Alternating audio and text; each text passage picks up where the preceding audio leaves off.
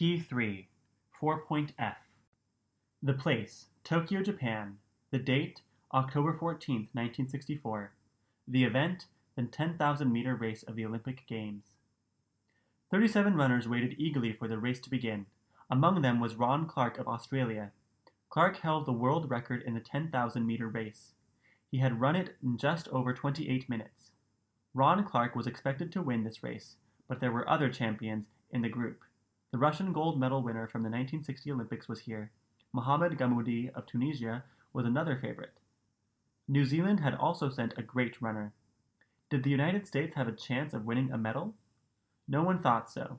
American runners excelled in the shortest races, the sprints. No American had ever won the 10,000-meter race at the Olympics. One of the American runners was wearing number 722.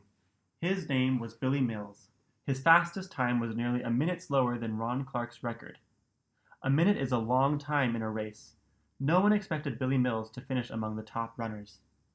At the starter's signal, the runners were off. The pace was fast.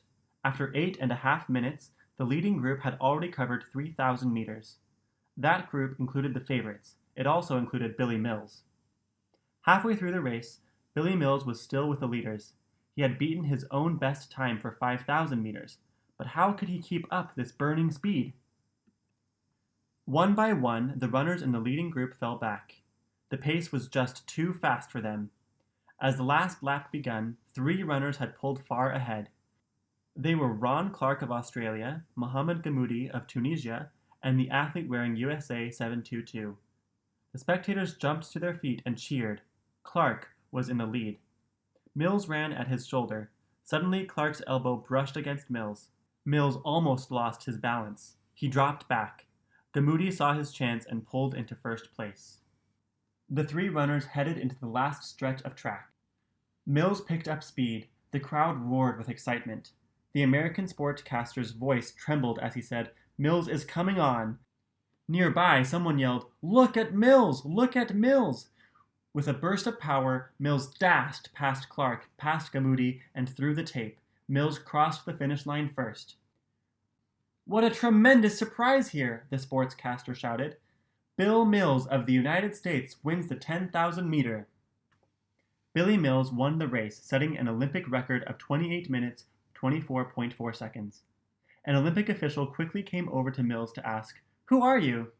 Later, a reporter asked Ron Clarke if he had worried about Billy Mills. "Worried about him?" Clarke answered. "I never heard of him."